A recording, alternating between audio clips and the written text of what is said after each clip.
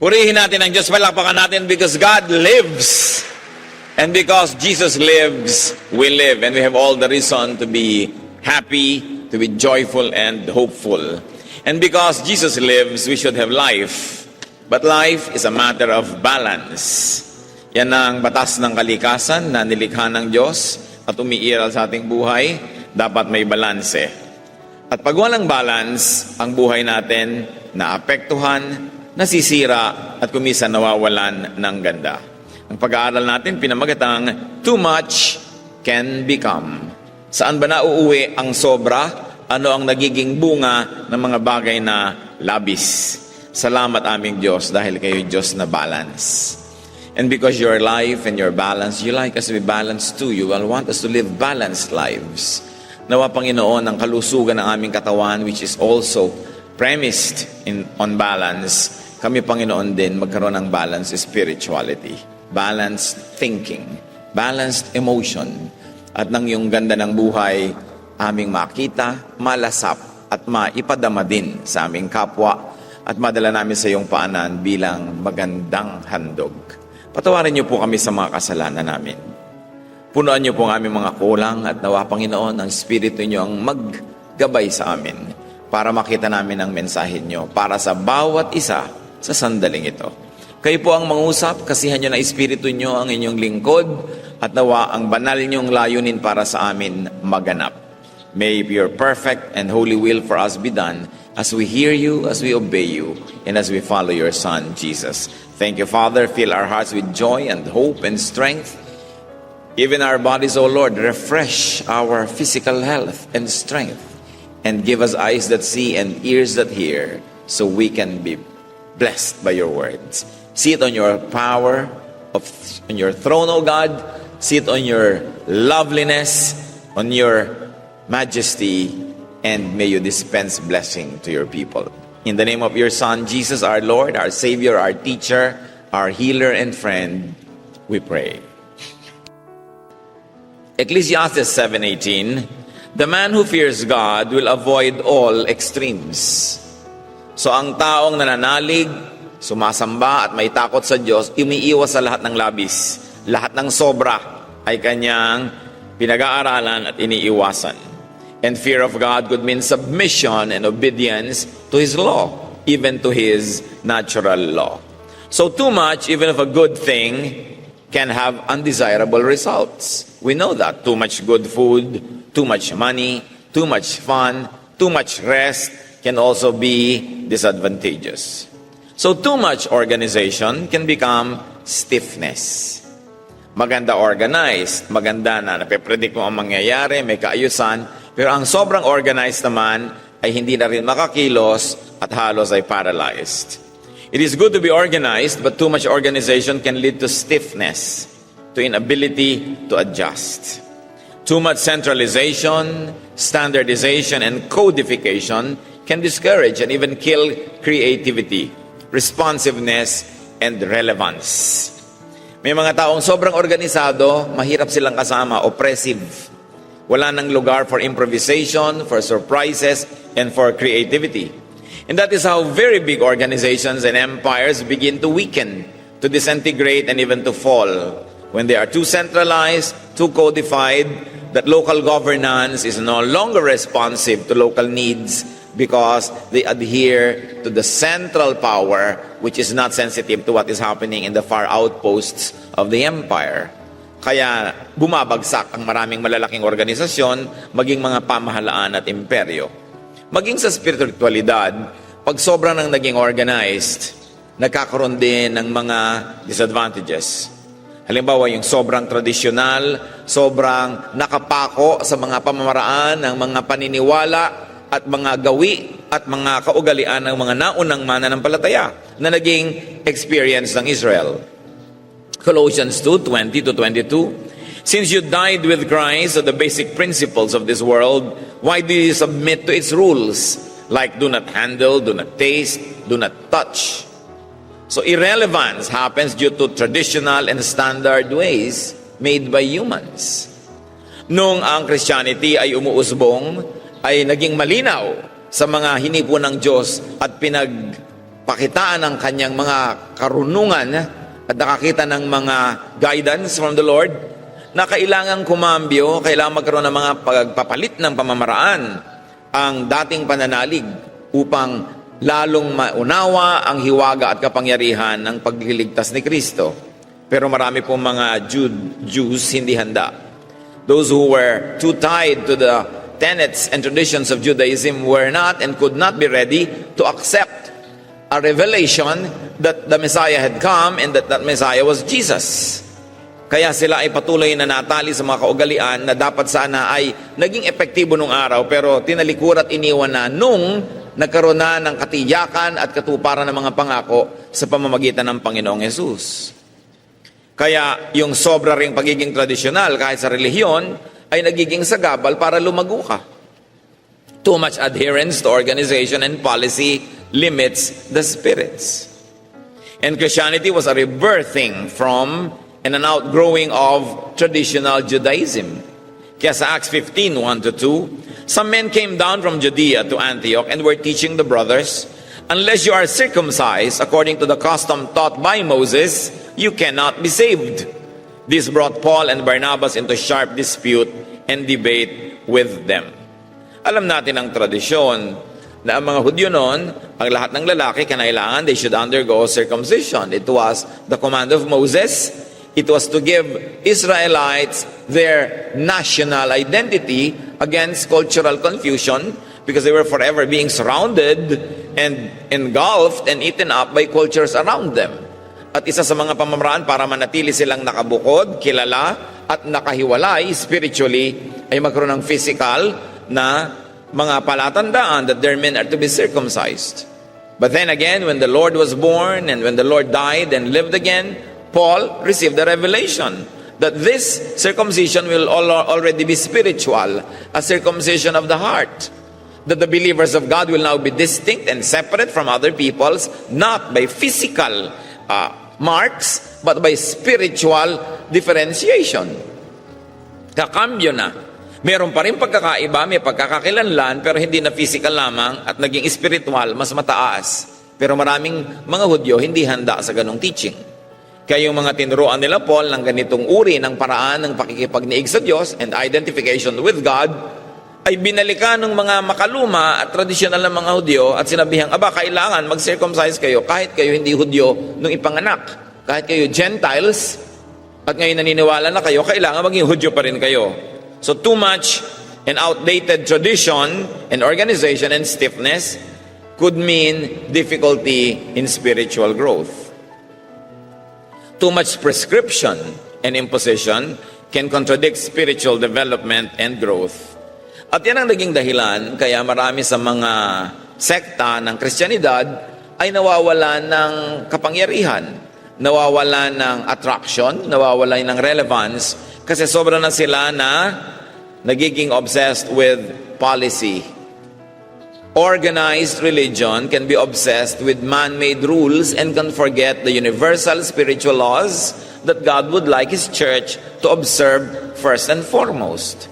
Nagiging malaking usapin ako anong kulay ng uniform, kung gaano kahaba ang buhok, anong kulay ng form na pipirmahan, anong araw dapat mag-worship, yung mga ganyan mga detalye na karamihan naging tradition lang because they proved to be effective in the olden days. But as the realities of modern times change, God doesn't change, the Spirit of God's law doesn't change, but our methods can change with the times. At yun ang mga karamihan ay hindi nauunawaan pagka masyadong controlled ang lahat. That there should be zeal, yes, for God, but toleration for people who probably are not on the same level of zealousness. Kailangan nagkakaroon ka ng lugar sa iyong puso para tanggapin at maging unawain at magustuhan pa at appreciatein yung mga taong hindi mo katulad ngayon ng init ng pananampalataya, hindi mo katulad ng level ng pagkaunawa, kasi iba-iba ng level at iba-iba ng panahon ng mga tao. So any imposition on Christianity became a limitation. For instance, the Hispanization of Christianity made many people believe that to be a Christian or Catholic noong unang panahon, dapat maging Kastila ka. The Americanization of Christianity, especially the Protestant branch, made many people on earth turn believers all over the world into mini Americans. No? Kasi kailangan na Americanize ang Diyos. The Romanization, sometimes the Australianization of liturgy, na kailangan Hillsong para effective, para maganda. And now, a very current trend, the Israelization of everything para maging makadiyos. Lahat ng mga ito ay mga cultural components lamang. Kumbaga, damit sila, ang mahalaga yung dinadamitan, hindi yung damit. At dahil kung minsan sa sobrang paggigiit ng ilan na dapat maging Hispanized ka or Americanized or Koreanized, Australianized or Judaized or Israelized, ano nangyayari? Nasasakal ka, nakukulong, at hindi nagiging hiyang, hindi nagiging bagay sa'yo ang pagpapahayag mo ng iyong pananalig. That's why it is important to appreciate contextualization. Call it cultural redemption, as we call it, or cultural restoration or reuse. Na ikaw ay merong internal faith in the universal God, pero yung culture ng pananalig mo, yung wika, yung galaw, yung musika, yung paraan ng pagpapahayag ay yung hiyang at likas sa yung kultura, sa yung kapaligiran. Para lalong maging makapangyarihan yon. Yung cultural redemption, si Paul ang nagsimula niyan. Katulad nun, yung mga uncircumcised na mga non-Jews, tinanggap niya sa pananalig at hindi na niya ni-require. That is a cultural redemption. It means you use their culture and the context of their culture as a body for the faith in the Lord who is in heaven. Na hindi mo kailangang palitan yung kultura nila, kundi gamitin mo na lang yung kultura nila, doon mo isakay ang iyong pagtuturo. Kaya hindi nagkasundo agad yung mga conservative Jews at saka yung mga Christian Jews nang nagkaroon ng bagong mga pangitain at revelation from God na pwede kang maging mananampalataya na hindi Jewish ang iyong culture. Yung mga nagpipilit ngayon na kailangan maging Jewish ka na naman, Jewish ang salita mo, Jewish ang suot mo, Jewish ang bigote mo, Jewish ang pagkain mo, Jewish ang tugtog, Jewish ang sayaw, abay nilalabanan nila yung turo ni Paul. Ang sabi ni Paul, to the Jew I was a Jew, to the Gentile I was a Gentile. No? Sabi niya ganun, to the holy I was holy, to the sinner I was even blending with them. Nag-a-adjust ako, I was everything to everyone. Sabi niya, so that I might win souls for the Lord. So yung Judaization na naman, pagpipilit na maging Israelita ang kultura ng mga Kristiyano, isa na namang pagsasakal, paninikil at pagpipilit, no? Na yan ay hindi magkakaroon ng magandang bunga. Dahil ang mga tao gusto malaya sila culturally. Ang mahalaga yung spirito. 1 Corinthians 9:21-22, anong sabi ni Paul? To those not having the law, I became like one not having the law, so as to win those not having the law. To the weak I became weak, to win the weak. I have become all things to all men, so that by all possible means I might save some. So kung si Paul lang, dinamihan yung sinasabi niya, sasabi niya, to the Filipino, I was a Filipino. To the Ifugao, I was an Ifugao. To the Cebuano, I was a Cebuano. So why not sing Cebuano songs? Why not use Ifugao music? Why not use Tagalog or Bicolano? Sabi ko noon, nag-adjust ako para lalong maintindihan at maunawa at ma-appreciate yung unchanging and universal truth about God. Revelation 7:9-10, pagdating daw ng panahon, ang lahat ng tao haharap sa Diyos. After this I looked, and there before me was a great multitude that no one could count, from every nation, tribe, people, and language, standing before the throne and in front of the Lamb. So pagharap ng mga tao sa Panginoong Jesus, sa darating na panahon, dala-dala nila, bit-bit nila ang national identity, tribal identity, ang culture, even the language. So dapat hindi ka nakikihiram lang, nakikikopya ng iba, because your natural, national, and tribal, and linguistic identity will even be known when we face God. So mahalaga ang cultural redemption, because God is God of variety, not God of sameness. Hindi dapat lahat ng tugtog sa buong mundo pareho. Hindi dapat lahat ng sayaw, lahat ng patotoo sa Diyos pareho. Iba-iba. So too much religious control can also be disadvantageous to the spirit. Too much wisdom can become disenchantment. Pag sobra kang matalino, madalas lulungkot ka. Pag sobra kang maraming alam o inaalam o binubulatlat, magkakaproblema ka. Ecclesiastes 7:16, do not be overwise, why destroy yourself? Sabi nga nila, up to a point, what you don't know won't hurt you. Huwag lang sa spiritual things, you should know what can hurt you. Dapat alam mo na may hell, alam mo may judgment para maiwasan mo yon. Wisdom is good, but too much knowledge and too much wisdom can backfire. It can lessen one's childlike wonder. It can spoil the fun and enjoyment of life. It can make a person obsessive with function and system and logic. And too much wisdom and knowledge can cause much worry, therefore much harm. Kung ikukumpara natin yung extreme na matalino at extreme na mangmang, mas masaya yung mangmang. Kasi talagang ang maraming nalalaman, dumadagdag ang bigat na dalahin. Kaya makinig tayo sa pinakamarunong si Solomon. Sabi niya sa Ecclesiastes 1:18, for with much wisdom comes much sorrow. The more knowledge, the more grief. Halimbawa, mahilig kayo makinig ng balita, manood ng balita, garantisado, lulungkot kayo.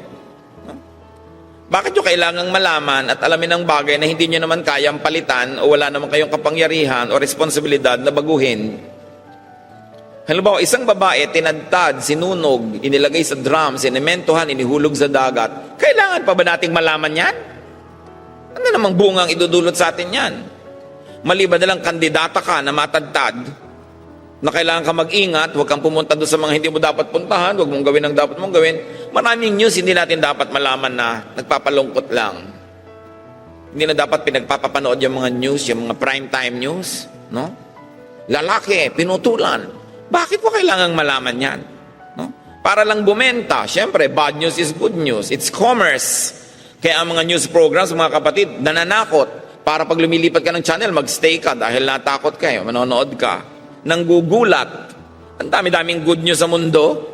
Pero pag nanood ka sa mga balita at nakinig, lulungkot ka lang. Ecclesiastes 12:12, of making many books, there is no end, and much study wearies the body. Knowledge and wisdom is a great and are both great tasks and burdens. Yun pong maging marunong, maalam, matalino, at mapuno ng wisdom. Of course, wisdom is knowledge put into good practice. Di nagiging wisdom yun. Yan pong ganong misyon para lang sa konti. Because to be knowledgeable and to be wise is a calling. It's a vocation of some for the majority. Kaya pag pinag-aralan natin ang kasaysayan, marami sa mga philosophers, malulungkot ang buhay. Marami sa great artists that have great bodies of work, tortured spirits, tormented souls, that in their torment, in their deep sorrow, in their anguish, they're able to produce great artworks for humanity. Malaking calling po na maging artist, maging prophet, maging marunong. The wise, the teachers, the preachers, and the prophets that are used by God pay a very heavy price for being wise. At si Solomon na marunong nga nagsabi, pag rumurunong ka, dumadami ang iyong lungkot. Kaya po yung mga marurunong, mga mangangaral, binibigyan natin ng karangalan, binibigyan natin ng respeto, binibigyan natin ng lahat ng magagandang bagay. Kasi yun na lang ang pwede nating isukli at ipalit sa kanila sa bigat na dinadala nila dahil sa kanilang karunungan.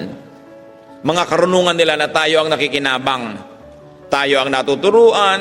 Bakit naman pag binabasa mo, hindi mo nakita yung kahulugan nung binasa niya at piniliwanag siya, bigla mo nakita. E di sa kanya ipinakita, nakinabang ka. Pero yung pinagpapakitaan ng ganitong malalalim at matataas na bagay, may mabigat na dinadala. Because it is difficult to understand things. And when you understand, mostly, especially if you're responsible, you become sorrowful. That's why prophets had perks. Yung mga prophet, kahit mga hari, pinapagalitan nila, hindi sila ginagalaw. No? Kaya yung mga priest, dinadala ng mga offering. Diyos ba naman ang kumakain ng mga offering? Eh, yung mga priest, di ba? Alam nga namang bumaba yung Diyos, kainin niya yung offering, yung lamb.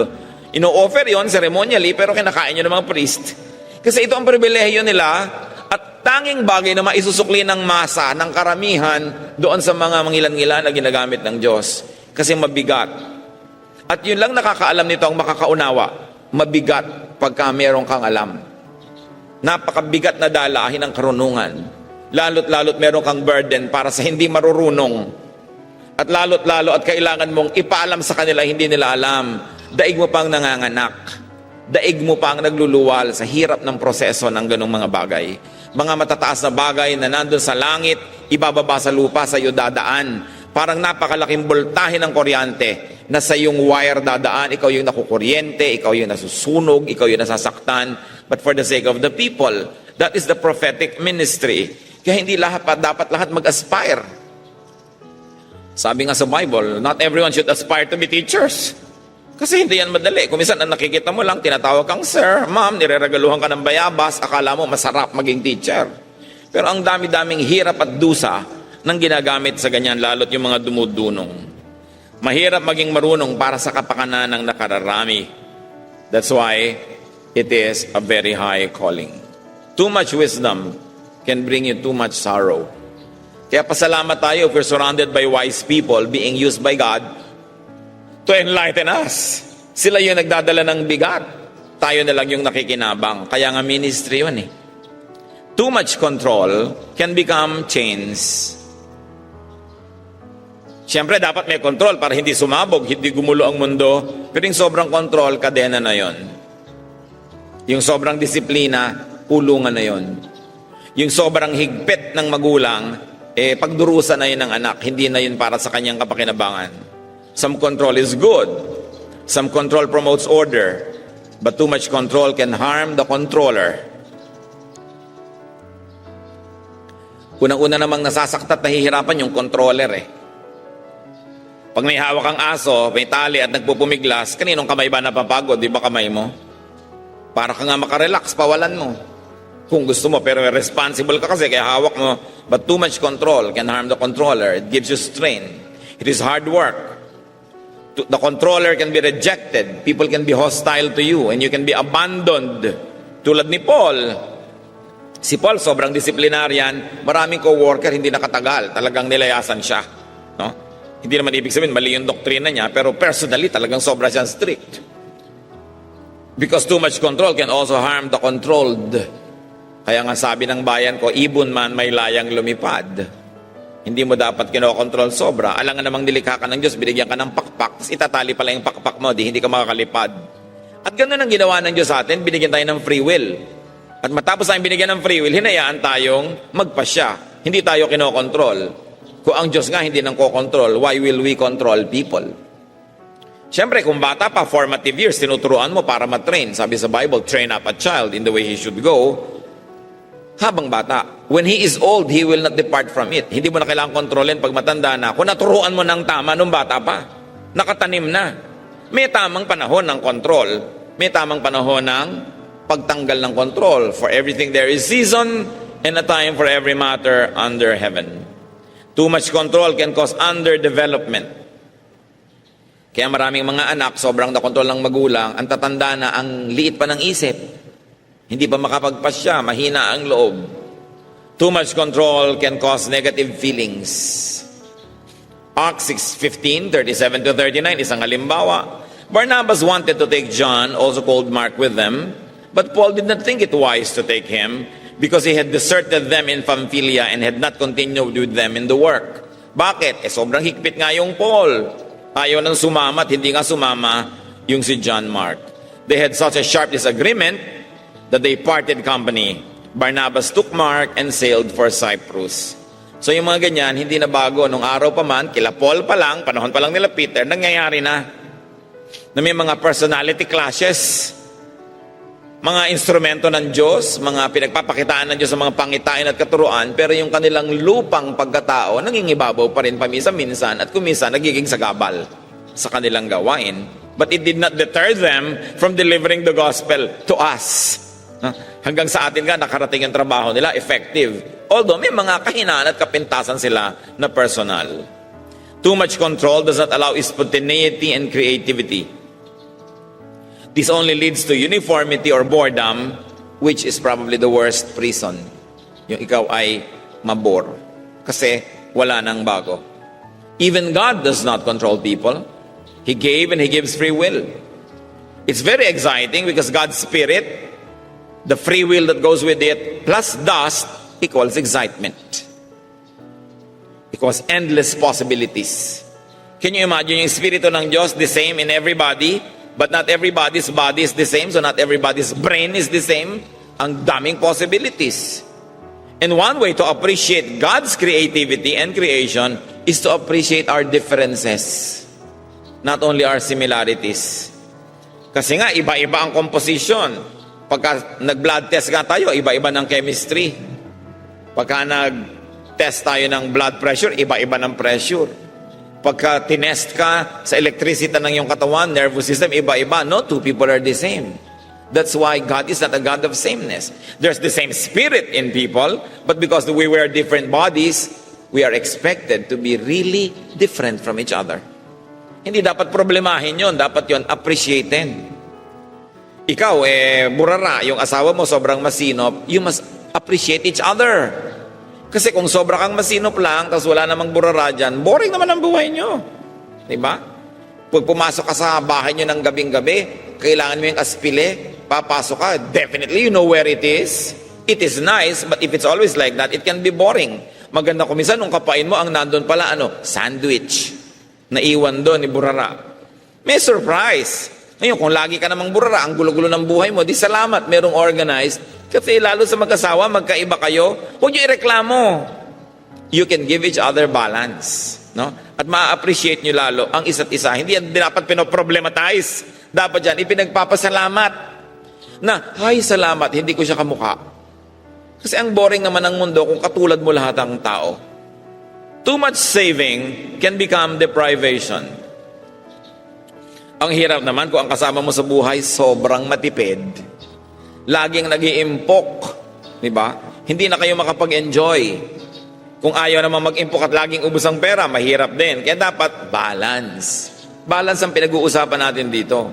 It is good to save, but too much saving can deprive one of present needs for future and imagined needs. Too much saving can deprive one of rest. At ang malungkot dyan, too much saving can deprive you of kindness and generosity. Pag sobra ka mahilig mag-impok, kadalasan, nagiging bingi ka na sa pangangailangan ng iba. Nawawala na yung kabaitan mo, kagandahang loob. And it can deprive you of spiritual freedom to be godly. Kasi natali ka na sa goal mo, sa savings goal mo, puro yun na lang ng yun. It can lead to deprivation of the spirit and even of the soul, your emotion. Anong prescription ng Panginoon dyan? Sa mahilig mag-impok? Sa inyo, okay, mag-impok kayo. But, Matthew 6:19, do not store up or save for yourselves treasures on earth, where moth and rust destroy and where thieves break in and steal. Hindi naman sinasabing huwag mag-impok dito, pero sabi, mas dapat yung unahin mag-impok ng kayamanan sa kalangitan. Kasi doon kayo pupunta. Yung kayamanan nyo dito, bagamat magagamit nyo dito at magandang may inimpok din dito, pero hindi naman kayo taga rito, aalis din kayo dito. Baka sa pupuntahan nyo, pobre kayo. Dapat marami kayo doon savings. Kasi nandun kayo forever. Sabi, gather for yourselves treasures in heaven. Mga hindi nananakaw, hindi kinakalawang, hindi naluluma. Para habang lumalapit ang pagtanda mo at kamatayan, lalo kang natutuwa. Dahil mawi-withdraw mo na yung mga dineposit mo sa heaven. Remember, sa heaven lang nawi-withdraw yung deposit mo doon. Pero dito ka sa earth nagde-deposit. Doon ang withdrawal. So ang saya-saya mo ay ang dami kong naipon, ang dami kong kabutihan, ang dami kong kagandahang loob, ang dami kong na-impok para sa aking eternal life. E di ang saya-saya, hindi ka na-insecure. Ecclesiastes 2:18-19, sabi ni Solomon na ang daming naimpok, I hated all the things I had toiled for or saved under the sun, because I must leave them to the one who comes after me. And who knows whether he will be a wise man or a fool. Yet he will have control over all the work into which I have poured my effort and skill under the sun. So dalawang nag-iimpok, yung sa Matthew at sa Ecclesiastes. Yung nag-impok sa kalangitan ng kabutihan, kabutihang gawa, investments in eternity, obedience to God, goodness, kindness, mercy, holiness. Lahat yon tuwang-tuwa dahil doon siya patungo, may enjoy na niya, inipon niya doon. Yun namang dito lang nag-ipon ng nag-ipon, nalulungkot. Sabing ganun, nagpakahirap ako, tapos iiwan ko lang pala to sa manugang ko. Bakit talaga namang mga manugang niyo magmamana ng mga iniimpok niyo Mabuti sana kung mabuting manugang. Kung minsan naman hindi, dahil hindi mo napipili. No? Kung minsan nga, sarili mong anak does not turn out to be as good as you want. Tapos inubos mo yung buhay mo, nagtipid ka ng nagtipid, nagpakahirap ka, hindi ka nagsaya, iipunin mo lahat, tapos iiwan mo lang pala. Ngayon, hindi masamang mag-iwan. Mabuti yon. Dapat nga, may iniiwan tayo sa ating mga anak. Pero hindi ang lahat, iniwan mo tuloy. Wala kang investment in eternity at wala ka na-enjoy sa present. Dapat ina-enjoy mo yung present, may itinatabi ka sa eternity, may itinatabi ka para sa anak mo, para sa asawa mo, lahat nagkaroon. Hindi pwedeng yung iba ay nine-neglect natin. Pero ang sinasabi ni Lord, pipili ka lang ng isa kasi kailangan, dapat alam mo ang mahalaga, eternity. Kasi doon ka patungo. Hindi yun naiiwasan.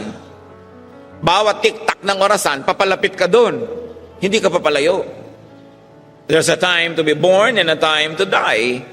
But to die for believers is not to die. We are to live again, to have a new life, and to enjoy all the benefits and all the harvest of everything you have done while on earth.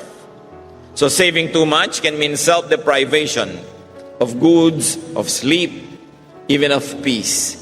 Tapos iiwan mo lang. Too much thinking can become cowardice. Ang sobra nag-iisip, nagiging duwag. Kaya ang sabi ni Jose Corazon de Jesus tungkol sa pag-ibig, sabi niya, kapag ikay umiiwas sa sakuna at sa panganib, ay sadyang malinaw at buo pa ang iyong isip. Takot pa ang pag-ibig mo, hindi ka pa umiibig. Kapag umibig, pati hukay ay aariin mong langit. Sinulat niya yun ng mga 1920s pa. No? Totoo pa rin yun at laging totoo.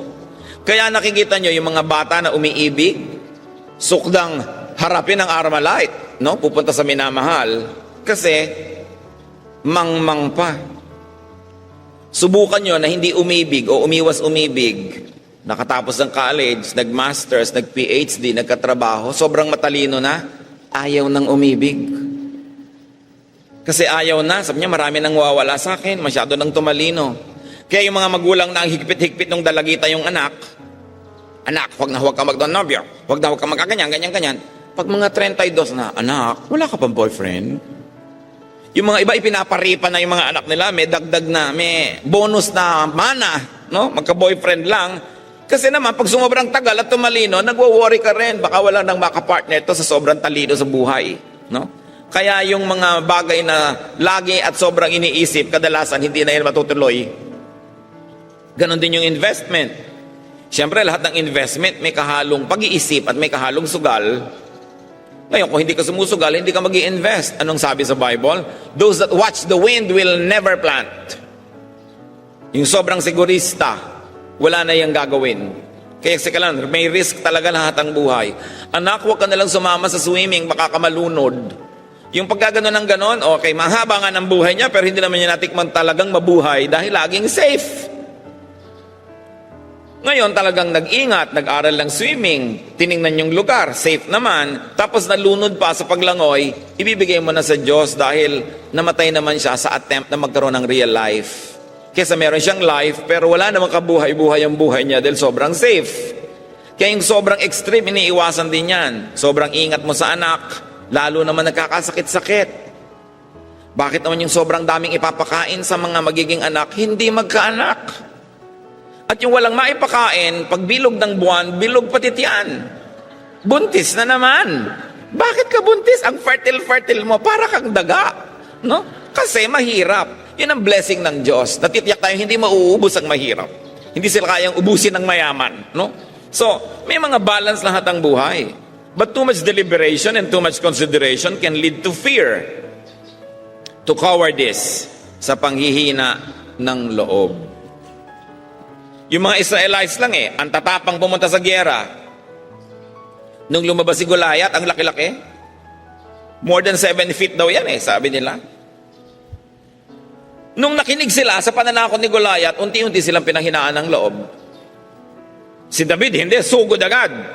Kaya napatay si Goliath kasi may lakas ng loob, hindi niya dinaan sa isip. May mga bagay dinadaan sa isip, mga kapatid, pinag-iisipan. Pero may mga bagay, habang iniisip mo, lalong wala kang magagawa. Bahala na kayo kung sa kayo lulugar doon dahil parehong biblical yun at parehong totoo. May mga nagtatanong, Pastor, kuminsan po may mga parang contradictory idea sa Bible. Sabi ng iba A, sabi ng isa B, parehong may verse. Paano po yun? Kung huwag mong problematize. Pag nasa Bible, di parehong salita ng Diyos. Ibig niyo po sinabi niya pumunta sa east, tapos dito sa kabila pumunta sa west, di contradictory. Ano pong gagamitin ko?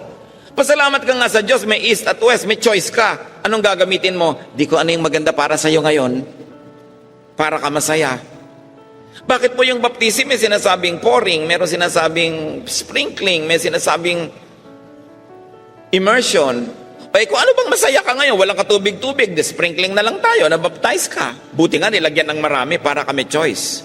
Ngayon, para patayin mo yung naniniwala sa sprinkling dahil ang gusto mo pouring lang, at para siraan mo yung naniniwala sa immersion dahil gusto mo injection, mali yun. Kasi pinaglalaban-laban mo yung mga salita ng Diyos, kaya nga inilagay niya lahat. Salamat nga, kung minsan hindi lang isa, dalawa pala. So mula dito hanggang doon at anything in between, biblical ka pa rin. God gives you choices. So i-apply mo whatever helps you today, whatever will make you happy. Total, pareho kami verse. Pero huwag mong awayin yung nakatungtong doon sa kabilang verse.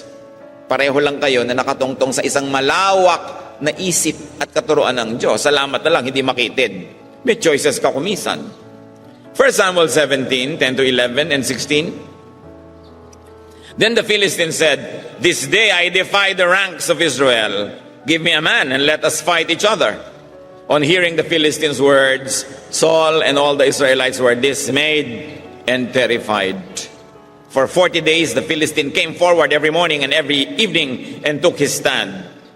Dahil sa sobrang pag-iisip ng mga soldiers, at inisip nila, hindi ko kayang labanan to. Kasi ganito hamon ni Goliath. Huwag na lang nating ubusin ang mga lahi natin. Ako na lang ang lalaban para sa lahi namin. Magpadala kayo ng isang representative nyo. Pag natalo ako, talo na kaming lahat. Pag natalo ko siya, talo kayong lahat. Walang lumaban kasi ang laki niya. Pag sobra ka lagi nag-isip, maduduwag ka Pero si David, dahil ang Espiritu ng Diyos nasa kanya, sugod at siya ay nanalo. Minsan may mga Goliath sa buhay natin, mga kapatid. Kailangan huwag niyo masyadong pag-isipan para may mangyari sa buhay niyo. Lalo't kung nakikita niyo na ang pag-iisip only paralyzes you with fear. Hindi lahat dinadaan sa ganon. Too much regularity and predictability can become boredom and weariness. Dapat ang buhay nilalagyan ng mga spices. May mga pamilya, pag tiktak ng alas 12, nanananghali. Sa alas 3, pagtingin mo sa City Hall, yung relo ng City Hall, nagme-merienda sila. Alas 6, kumakain. Araw-araw ng buong buhay nila. Walang naiiba. It can become boring. Kailangan may konting iba. Alam na alam mo, anong pagkain mong ay Biyernes ngayon. Pati kinakain, alam mo kung ano yung araw. It's good to have a little order. But it's good to have excitement and variety also. Ecclesiastes 1:8-10. All things are wearisome. What has been will be again, and what has been done will be done again. There is nothing new under the sun. Is there anything of which one can say, look, this is something new? It was here already, long ago. It was here before our time. So, regular lang yan, mangyayari rin yan. Kung tinatakot kayo ngayon ng mga balita tungkol sa global warming, luma na yon. Kaya ngayong Palawan, dating land bridge, naging island dahil sa global warming. Tiyakin nyo lang na pag natunaw yung mga yelo sa North Pole, wala kayo sa tabing dagat. Diba? Lumayo-layo kayo, tumaas-taas kayo. We will survive because God is with us. Siya ang nakakaalam ng nangyayari sa planeta. O nakakarinig ka ng earthquake, luma na yan. Dami-dami na naging earthquake. No? Kaya lang ngayon lumalaki ang damage because we live in high rises. Na kuminsan, hindi safe. Pero sabi nila, talagang pag malakas ang earthquake, yung mga modern high rises can withstand it better than a bungalow that is poorly made. Kaya nasa technology mo rin, nasa paggawa mo yan. Pero naku, marami na pong earthquake, pastor. Magugunaw na po ba ang mundo? Tingnan mo, pumunta ka sa Greece, pumunta ka sa Rome, lahat ng nakatumbang mga guho-guhong poste doon dahil sa earthquake. Luma na yung earthquake, hindi yan bago. No? Pero alam nyo kung sino talagang lumang hindi nagbabago? Pero laging parang bago, ang Diyos. Kahit ano mangyari, ang Diyos is the same. So we are secure. Hindi tayo dapat laging nag-aalala dyan at natakot tayo. Sasabihin nila, naku, mauubos na ang langis. Kailan lang ba ginamit ng tao ang langis? Only in the last 100 years. Baka wala pa. Libu-libong taon, di ba, mga kambing, mga baka, mga kalabaw ang humihila ng mga sasakyan, nabuhay din naman sila noon. Pero alam niyo, naniniwala ako na dahil may Diyos, at dahil ang tao pinarurunong ng Diyos, ang buhay pabuti, hindi pasama. Nung araw nga, di ba, appendicitis lang, namamatay ka. Kahit Roman Emperor ka, kahit yung mga Egyptian pharaohs, pagka ine-x-ray yung mga mami nila, may abscess.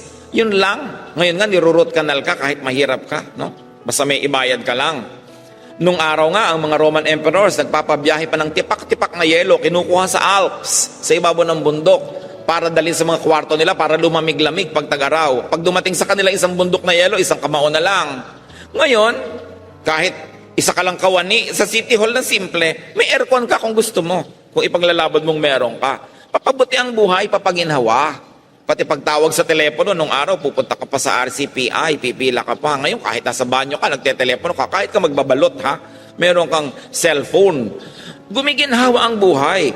Yung sinasabi natin na paparumi ang mundo, pero hindi nyo ba alam na napakarami ng bansa, yung mga dati nilang ilog na andudumi, napalinis na nila, kasi nagising na sila. Tayo magigising din dyan. Yung andudumi mga ilog na yan, matatapos yan. Kasi pagsasawaan din natin yung sarili nating dumi. Kikilos tayo, matuto tayo mag-recycle, matuto tayo ng green architecture, green living, dahil nalalaman natin yun ang mabuti. Papabuti ang buhay dahil may Diyos.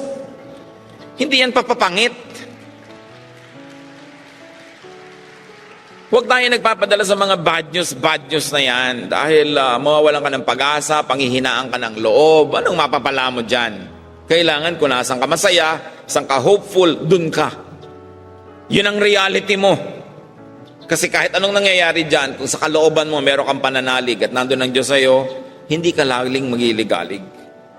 Pero bagamat ang mga bagay regular at predictable, it can be boring. Kaya dapat may mga variation ka. Because the regularity of life gives one a sure foundation. Therefore, it should become a springboard for reinvention and recreation. Dahil sure ka sa mga unchanging laws of God and nature, you can experiment, you can do things, you can apply what you know. Positivism, they call it, that some things do not change. Pag alam mo na ganito ang speed of light, laging ganun yon. Pag alam mo na ito ang power of gravity, if P then Q, E equals whatever, marami kang magagawa. At yung dapat regularity can become the springboard for recreation. Too much cleanliness can become vulnerability to infection. The overly clinically clean becomes vulnerable to infection. They become a weak target of germs. Kaya marami mga anak mayaman na ang linis-linis ng environment, humahangin lang, nagkaka-allergy. Siyempre, pag mayaman, allergy. Pag mahirap, galis. Okay? So, tiyakin mong mayaman ka o mahirap. Ay, may allergy ako. Ang hirap-hirap mo, galis yan. No? Pero mga mayayaman, hindi nakakagalis kahit kailan. Allergy. No? Pero pag sobrang malinis yung environment mo, ang hinahina na yung katawan. Magtataka kayo, mga bata sa mga estero, nagsuswimming sa mga estero, pinabubula yung tubig sa buhay na buhay. No? Yung mga anak na laging malilinis sa ganyan, konting infection, nasa ospital. A child must be clean enough to be healthy, but dirty enough to be happy. No? Pag may batang sobrang linis, siguro malungkot to. Ang arte siguro ng nanay nito. No? Gusto niya yung anak niya parang Barbie doll, i-display kahit super clean, kahit hindi na mag-enjoy. Mami, gusto kong maglaro, dudumi ka. Gusto kong magpagulong-gulong, duduming damit mo. So ang dumi-dumi ng bata, pero hindi siya, ang linis-linis, pero baka hindi siya masaya. No? Kailangan may balance ka rin yan. Ganon din sa spirituality. Huwag ka sobrang banal. Hindi ako may sabi, huwag niyo akong gegerahin. Si Solomon, Ecclesiastes 7:16, sabi niya, do not be over-righteous. Bakit? The overly righteous becomes a target for temptation and test. Tingnan nyo si Job, ang righteous. O anong nangyari sa kanya? Na-test tuloy, no? Sobrang righteous. Pag sobra ka ng anything, nag-a-attract ka ng attention. So the attention of heaven and hell all went to him. Ang hirap nun, ha? Kahit ka righteous. Ang Panginoong Jesus, dahil siya ay perfect, siya ang sobrang tinempt ni Satan. Well, yung iba naman hindi na tinetempt kasi kaibigan ni Satan, no? Ibang usapan na yon, no? Ang kailangan natetempt ka rin dahil may righteousness ka. But when you are overly righteous, you become the object of disdain. Marami ring naiinis sa'yo. At pagka ikaw ang nadapa, maraming magbibigay sa'yo ng judgment. Mahirap yung nagsasalita ng tapos, sabi nila kinakapos. Kaya mga ang supla-suplada, yung pinipintasan ng anak ng lahat, pag yung anak nila na pariwara, pinagchichismisan. Kasi ang taas-taas magsalita. Yung sobrang banal, ginajudge sa lahat ng tao pag siya yung nadapa. Siya ang pagchichismisan at kakarnihin ng lahat. Kasi ang taas-taas ng stand niya. Hindi natin sinasabi na magpakababa tayo para huwag tayong maganon. Pero do not be self-righteous. It's enough to be righteous. But to be self-righteous invites trouble. Because you will make people happy when you fall. Pagka lagi ka nalang ganon. Meron kang sobrang gagandang babae, sabi ng mga iba, I hate you, you're so beautiful. Diba? Kaya pag sobra kang maganda, maghanap ka ng konting flaw, ipakita mo sa mga kaibigan mo para di ka kainggitan. Dahil ang hirap ng kinakainggitan. Bulag ang inggit at sobrang manira ang inggit. Kaya yung mga tao, tuwang-tuwa pagka yung mga artista, ay may nangyari sa kanila, ay merong iniwan ng asawa, ay may nagpakamatay. Actually kasi yung mga pinagchichismisan yan, may inggit. Kasi sabi, ay kahit pala sikat sila, hindi sila masaya. Yung natutuwa tuloy yung mga naiinggit doon. So dapat hindi tayo kinakainggitan. Yung righteous ka, don't be self-righteous and over-righteous. Okay ka lang dapat, para hindi ka masyadong napapansin. Si Solomon, the wisest man ever, said, and let's repeat that because we began there. Ecclesiastes 7:18, the man who fears God will avoid all extremes. Ang tunay na takot sa Diyos, pag-iwas sa anumang labis, kahit labis na pagiging relihiyoso. Some people are on fire with God that they burn everyone near them. No? Hindi ka na masarap kasama dahil sobra ka ng relihiyoso. Sa tamang panahon, you share the gospel, but there's a time to be quiet also. Hindi naman lahat ng oras evangelism. May oras na tahimik ka lang. Because sometimes when you're quiet, that's when you earn your right to be heard next time. Panapanahon. Ang tanong mga kapatid, marami pang pwede tayong pag-usapan na sobra. Siguro sapat na yan, nakita natin na anumang sobra, masama. Saan kaya tayo sobra? Let's be personal. Saan ka kaya sobra, kapatid? Saan kaya ako sobra? Kita nyo pag sobra sa tamis, diabetes yan. Pag sobra sa alat, sakit sa bato. Pag sobra sa lamig, sipon. Pag sobra sa init, headache, sickness. Lahat ng sobra. Mainit man o malamig, matamis man o maalat, basta sobra, hindi maganda. Sobrang ayos o sobrang gulo. Sobrang ingat o sobrang pabaya.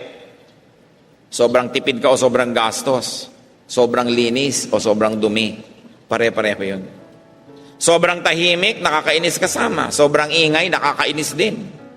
Sobrang conservative o sobrang modern, wala sa lugar. Sobrang rightist o sobrang leftist, meron ding excesses. Sobrang talino o sobrang mangmang. Sobrang higpit o sobrang luwag ng mga magulang. Too much, even if a good thing can become bad. Godliness is balance. Dapat nating suriin ang sarili natin so that in Christ we live. And we don't only exist, but we have real life. Exciting, powerful, happy, godly, God-pleasing, and also pleasing to people. Ama namin, salamat sapagkat kayo Diyos na nagpapaalala sa kahalagahan ng balansing buhay. Ngayon, Panginoon, sa aming pag-iisip, dalawin mo ang aming isipan at ipamukha mo sa amin kung meron kami mga kalabisan. Baka mamaya, labis sa paggamit ng otoridad, abuse of power, abuse of influence. Turuan mo po kami, Panginoon, na ibalanse ang buhay namin, sapagkat sa balanse may kalusugan ng aming katawan, ng aming emosyon at ang aming espiritu. At sa aming malusog, makabuluhan, masaya, makadiyos na buhay, nawa maghari kayo at nang kami maging mabisang kasangkapan nyo sa pagpapalaganap ng kaharian nyo dito sa lupa. Magbulay-bulay tayo mga kapatid, ilapit sa Diyos ang mga kalabisan natin at magpasya na ito'y iayos at yung sobrang kulang dagdagan para sa ating kapakanan, sa kapakanan ng mga mahal natin sa buhay at sa ikaluluwalhati ng Diyos. Ama namin, sa pag-iisa at pakikipagniig sa iyo ng bawat anak mong narito ngayon, mangusap po kayo, bigyan kami ng practical application ng mga katotohanan ito.